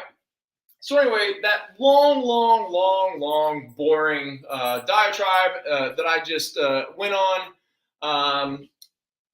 the whole point is Mobius worked for Marvel one time, and that was with Stan Lee, and he illustrated 2 issues of one of the coolest Silver Surfer stories of all time, Silver Surfer Parable. And there we are. That fits so much with the style you're just talking about. Yeah. Oh no, it's just like it's cosmic type of. Dude, Mobius, he's just unreal. So this 2-issue miniseries, this is Silver Surfer #1. This is a mid-grade copy at $6.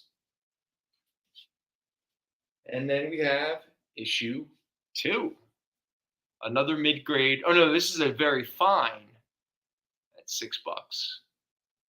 So again, these now, if you don't want to get the original 2 issues, there is Marvel, for the longest time, that was out of print. They put this little hardcover out at one point. Another point, they put out they combined the 2 issues together into like a $10 soft whatever. But except for the 2 issues, the only book that these 2 issues are still in print is a few weeks ago, Marvel put out a Silver Surfer epic collection called Parable. Now, most of that is the early Jim Starlin, Ron Lim Silver Surfer comics. But in that epic collection is these 2 issues of Stan Lee and Mobius, their Silver Surfer work. Would you say that's good for someone getting into Silver Surfer? Oh, yeah. If anything else, dude, again, the art is unreal. I mean, it's just Mobius. He's on another level. He really is. Next up, now this is a unique issue because for one particular reason, but let me just double check. Yep, I am correct. All right, so part of that Jim Starlin, Ron Lim run. So Jim Starlin, well, actually, I don't think Starlin. No. In that Silver Surfer Epic Collection Parable, even though Ron Lim is the artist, I think Steve Englehart was still writing. Jim Starlin took over the Silver Surfer book when you. Oh, excellent. Oh man, still working. Oh, Gary. Gary seems like someone who's already read it, but if you haven't, Gary, especially dude, you're gonna love him, man. Great choice. All right, so Jim Starlin took over the Silver Surfer book, and at the time he took over the book, he reintroduced a character that he had created and made famous. That character was Thanos. So Jim Starlin was now writing Silver Surfer, reintroducing Thanos, building him up again, because Jim Starlin was inevitably leading towards, where is it? You got it. He was leading to the Infinity Gauntlet. Okay? So, as he was slowly building towards that big event, he was using Silver Surfer to not only explore Silver Surfer, Cosmic Marvel, but to explore Thanos and explore death and all that kind of stuff. So, before Starlin was writing Infinity Gauntlet purely, and then he left Silver Surfer and Ron Mars took it over. So whenever you read any Infinity Gauntlet tie-ins in the actual Silver Surfer comic, that's not Starlin. That's actually a young Ron Mars. But right before that, Starlin was writing Silver Surfer because he was using that book as his sort of prelude and build towards this big event that he was creating. Well, one anniversary issue, issue 50, became very important in the mythos of not only Silver Surfer, but Thanos. So there we are, Silver Surfer number 50. That is a very fine at $15. But what makes this comic also extra historically significant, or maybe infamous, depending on how you feel about the 90s and their overuse of gimmick covers. This cover, you can see here, you see all that silver foil embossed? Yeah? Well, guess what? This is the first comic the silver embossed technique, printing technique, was ever used. So, again, we always like to joke here about some of these covers and all that kind of stuff, but we still got to give credit when it's the first time it was ever done and it actually was a novel idea. And you're also talking about, you know what else happened? It only made this book 50 cents more. But at the same time, did the silver emboss make this 50 cents more? Or is it the fact that the book is like double sized? Again, an era of comics where you can give a gimmick, but they're not trying to attack your wallet. And this was a good story because it's really dealing with Silver Surfer's guilt over all of the civilizations and planets that he blissfully led Galactus to eat. Now, yeah, Thanos is pretty much torturing the Silver Surfer, but this is the issue where pretty much it all comes to a head. And the Silver Surfer has to realize that Galactus didn't just give him powers, but he also edited his mind and his consciousness to allow him to have no guilt or shame so as to, allow the Silver Surfer to lead Galactus to pretty much commit planetary genocide, which, unless you're a complete psychopath, would be kind of difficult to get up in the morning every day and go to work. So this is like where the second Fantastic Four movie got their whole thing from. Yeah, in a lot of ways, yeah. Even though they chickened out by not. Yeah, the first half of the movie, he feels bad for himself or something. As far as I remember. It's like the problem with this, they crib a lot of elements from the Fantastic Four, Silver Surfer, Galactus storylines, but it's like they didn't fully understand what made them special and unique and groundbreaking. And so they were just like, who cares? Just just have the Silver Surfer. People will love it. And Galactus? Nah, make him a poop cloud. yeah, make him a cloud. Like, they're like, oh my God, we can't have a big purple dude with shorts. Everyone forgets that. When Galactus first appears in Fantastic Four number 49, he is literally wearing purple shorts. He's got his little bare white knees. By the way, what the hell? Why is Galactus Caucasian? Come on. How does he eat entire civilizations? He breaks it all. He breaks it all down to their basic matter and energy, and then because Galactus himself is a being of energy. Because Galactus, he survived the Big Bang. So the Galactus was actually like an explorer from the universe prior to our universe. And when the big collapse occurred, right before the Big Bang, Galactus survived it. And so when the universe was reborn into what what the Marvel Universe would be, Galactus was the sole survivor. You could say he is he who remains. There you go. He who remains. To a degree, yes. To a certain. Yes. Which is so weird because you could name a bunch of Marvel characters that have that title. Yeah, Which is weird. Marvel loves their cosmic, entities and all that kind of stuff. In fact, if you ever read JLA Avengers, Eternity and the female the embodiment of DC Universe, for some reason the Marvel Universe is male and the DC Universe is female. They're always getting... I'm not kidding. Yeah. But at one point, Eternity and the female DC Universe, they cross over. yeah, they get biblical. How about that? Yeah. Nice George Perez, big makeout session. My favorite is the female universe like lifts its leg up and stuff like that while turning it or making out. It's weird. All right, well, let's move from the cosmic and get a little street level. So street level that as a kid, when this book originally came out, I was pissed. And you ask yourself, or nobody's asking them, but just for the sake of monologuing. I'm asking myself. Yeah, I'm asking myself. Brendon, why were you so pissed when the Wolverine ongoing started in 1988? And I'll say, adult Brendon. Because Wolverine wasn't wearing a freaking costume. And he was in some weird fictional, southeastern country. And everybody was a criminal. And there were no superheroes. And there were no supervillains. And nobody had powers. And it was a crime story. And I was kind of bored. Well, in fairness to Chris Claremont and John Buscema, 10, 11-year-old, 9-year-old Brendon was wrong. It just wasn't for him. But we are talking about Wolverine Volume 2, because the Chris Claremont, Frank Miller 4-issue Wolverine Limited series is referred to as Volume 1. But we'll call this the first ongoing Wolverine series. Became quite meaningful.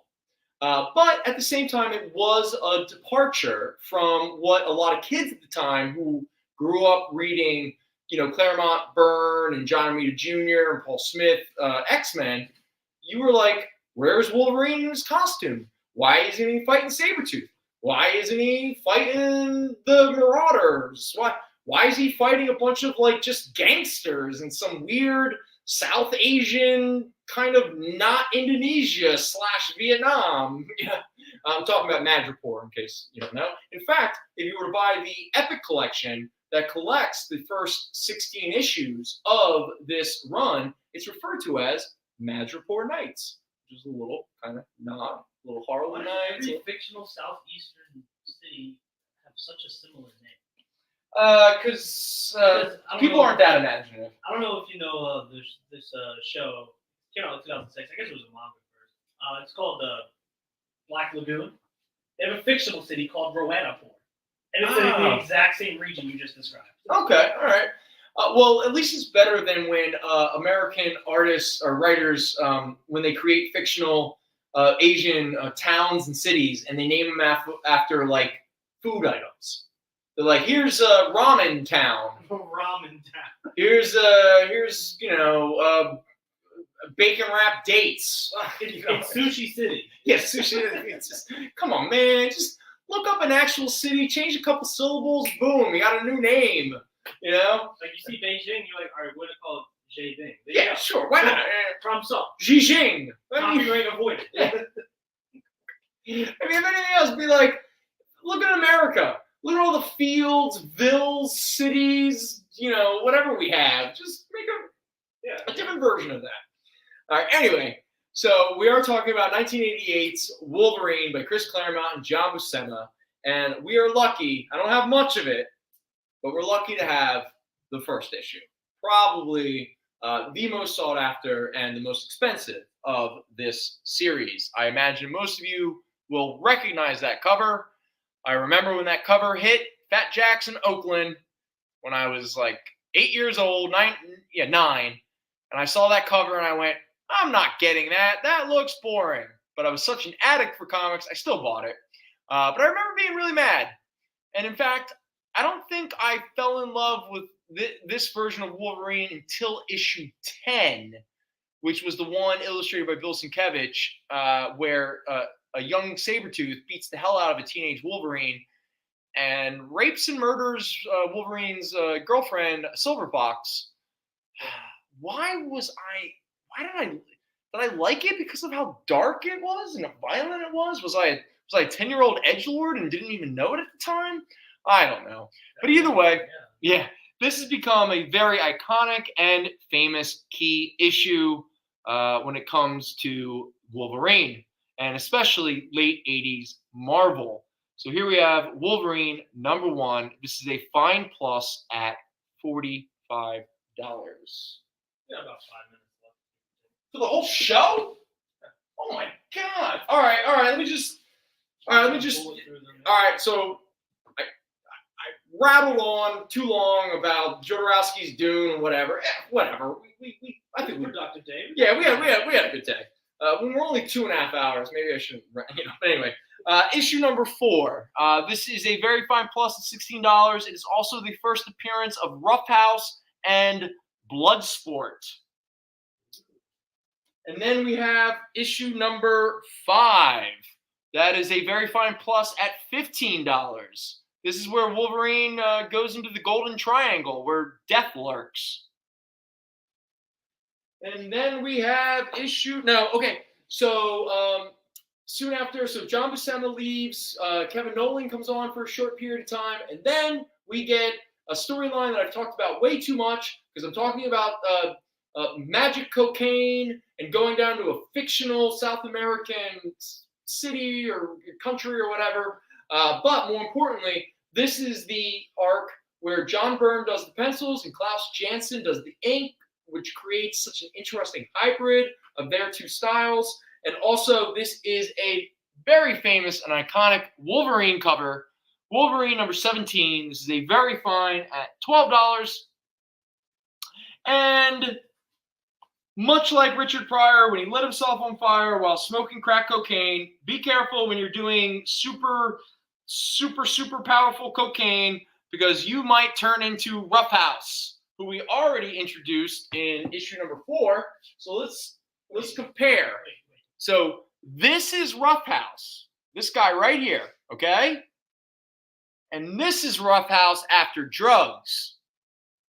This is you before drugs, and this is you after drugs. I'd say he got the two-face treatment, but he got the whole face. He got the whole body treatment. This issue #18 is a very fine at $6. And with that, let's just call it a night, folks. Yeah. We've had a good time. We've sold comic books trademark. We sold comics. We trademark. We sell comics, but we definitely sold them. So we'll call that a success. And with that said, if anyone is still watching, thank you very much. It's been a pleasure. If you haven't given us a song suggestion yet, please do it. I got Jason's, but I haven't gotten it yet. I have to look at the text in a minute. So please, send us any song suggestions as we wind down the last minute. Again, I want to remind everybody. Again, Kyle hasn't corrected me yet, so I'm assuming that this is real. But starting next week, August 28th, at 4:30 till 7 o'clock on Sunday nights, we at Fat Jack's Comicrypt, we're going to be exclusive on the experience. And so we will go forward from there and hope for the best for all of us involved. So, we'll figure things out. We'll I don't know. Yeah, we're doing stuff. So with that said, we didn't get to any of our Batmans tonight. I got a bunch of DC stuff. Depending on what kind of things I get through in the collection this week, maybe we're going to do some. There's a lot of Punisher in there. I like to joke around about Punisher now and again, but maybe we'll do some Punishers. Maybe do like dollar Punishers or something like that. I don't know. Again, as most of you who have watched this more than once, I definitely make this up as I go along. So we'll see what we got going next week, but we still have a little bit more of this collection to go through. So here's hoping for some fun books. I definitely know there's some really good books in those boxes that I'm looking at on the floor that I have not gotten to. So I look forward to getting to them next week when we start our new scheduled time at 4:30 to 7 on the experience. Like I said, we're going to put up the static links to the experience YouTube, Facebook, and Twitch. We'll put those static links up on Fat Jack's Facebook page. We'll also put them up on the Fat Jack's Instagram. Once we figure out how to promote and post the more direct links that the experience creates every week for each of their shows. I'm not too bright when it comes to this stuff, so I'm speaking in vague abstractions, and I'm hoping that somebody can explain to me how it all works, and so we can communicate to you, the audience, how to tune in, so we can sell comics. So with that said, I hope everyone has a wonderful week. Take care of yourselves. Enjoy your evening. And I look forward to seeing you all next week. And don't forget, the following week, September 4th, Zanin will be here live. Maybe we'll do some games or some trivia. Or most likely, Zanin and I will just talk a lot as we attempt to sell some comics. So with that said, Aaron, do you have anything you want to promote? Anything you want to mention? Tune in for the new setup. It'll be fun. All right, cool. Yeah. So he's promoting us. So with that said, take care, everyone. Be well. Peace. Join the party. Head over to our link tree to find all the links for everywhere the experience is all the time.